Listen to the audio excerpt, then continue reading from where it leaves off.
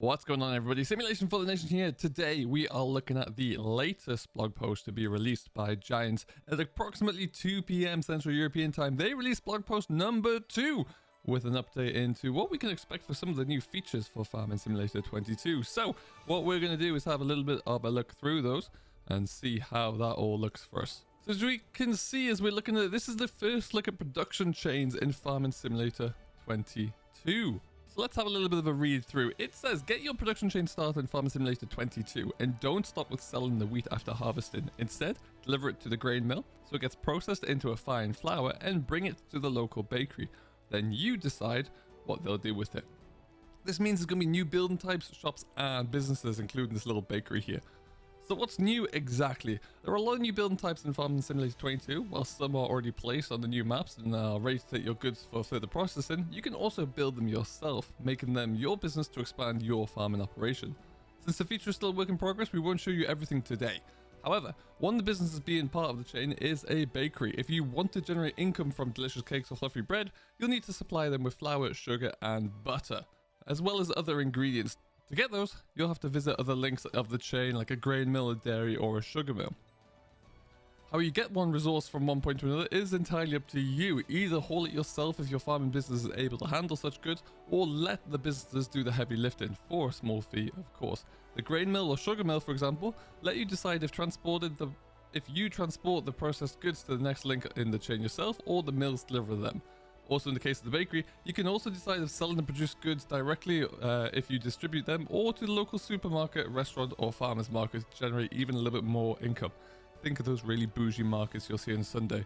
One way or another, if you're selling baskets of fully baked bread, you're going to see more of a markup. Now, obviously, we're going to have an awful lot more to look into with this, and you can expect a lot more information coming soon at FarmCon on 21st and through the 23rd of July next month, where we'll typically always see a little bit of a sneak preview there as well.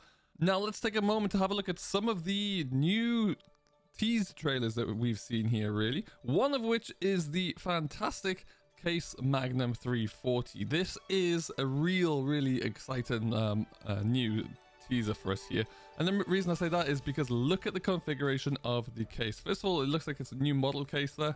Looks brilliant, but check out the US config on it. It looks like this tractor is a US spec, which means this is new. This is something we haven't had before. Is this the start of configurable options inside the store? We don't know yet, but it sure does give a pretty good indication that will be the case with the indicator stalks there. New baler on the back as well, of course, is the case. That looks like one of the HD models there, but it looks really pretty darn cool if I do say so. Also, look at that straw texture. That looks a little bit different as well, and you can see the same straw texture here as we look at the fence. This is a new 930. This is I guess this will be the S5 model of the 930 variant. Absolute beast of a machine. It looks incredible. It really does. I love the design of the front end there. Really nice looking fence there. Good to see that they've updated some of the favorites, that's for sure. And speaking of favorites, the beautiful 8S205 Massey Ferguson. This thing just looks incredible. On the back is the Jumbo Line Pottinger forage wagon there as well, which is great to see. Once again, new looking grass texture there always looks good. Check out the foliage in the background as well. This looks like we're back on the European map, but oh, that Massey is just phenomenal. Really nice to see. And now I'm going to move on to a bit of a surprise here. First of all, Zetor are back. Zetor are back in the game, and there's a lovely looking 170 HD crystal. Absolutely beautiful looking tractor there. Really do like the style of that one. And then also a new piece of kit on the back. This is a Samasz Rake after a little bit of research here, which is pretty nice to see. So it's a new, I think we have had bits and pieces from Samasz in the past there, if memory serves, but they're a Polish brand. Now we're going to have a little bit of a look into what that looks like, what else we could see potentially there, because it's odd that we're seeing a Samasz Rake coming in when we have, you know, Kverneland, Pottinger, Class, John Deere. But here we go. Quick look at the website will show you what we've got here. We're looking at the rotary rakes there as well. They have single, they have a twin rotary like this, they have inline rakes there, and as you can see, plenty of different shots. They also do a lot of different mows and tedders, so we're just going to have a little bit of a look over onto their equipment. And as you can see here, drum mows, disc mows, tedders, rakes, and mixer feeders there. So lots to look into. If we have a look at the rakes themselves, you'll see that we have quite a few different options there. Like I say, so different single, the mounted or trailed rakes there. You've got the trailed, the duo rakes there as well, that we have like a fella in on the mod hub at the moment. And I'd be curious to get the front mounted one as well, which kind of works really well there. But it's interesting to see what they have. There are a lot of mowers here as well, an awful lot of mowers, but it's going to be, I'm very intrigued to see how many of these make it through, how many of them we have in the game there, because it's a whole new brand, which is always interesting to see. Just don't know what that quite looks like at the moment, but yeah, it is surely going to be something that will keep us interested for the future. Mixer wagons, I think we've got plenty of there, but then again, I just don't know what's been extended through. It would have been nice, and it may still be nice to have some class rakes in there perhaps, but again, we'll have to see what that looks like. We are at the mercy of Giants right now, but it's always interesting to see these sneak previews coming through as and when we can, which is always pretty cool. Moving on though, we're going to have a look at some of the different buildings that are available in the press release.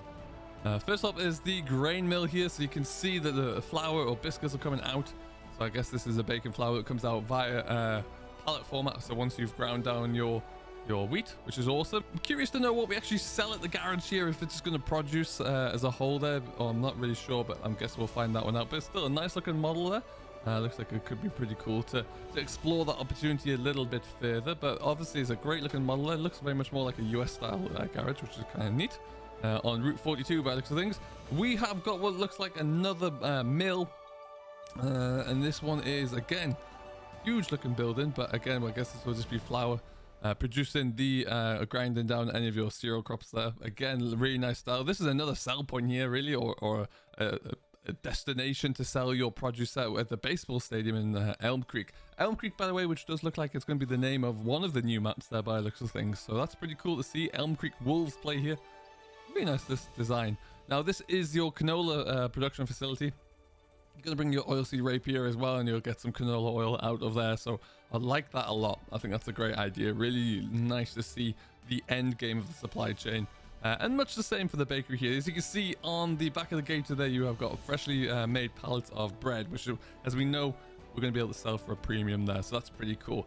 And that is essentially the next stage. That is the production chain, something that we haven't had for an awful long time, but we finally got it in here. So it's going to give you so much more in-depth processing power, really, and ability to really plan out how you're going to map out your production of your cereal crops there, and then also the selling of them as well, and how, to what extent you want to go to. Do you want to just be the first link of the supply chain, or do you want to be the secondary and the tertiary link there as well?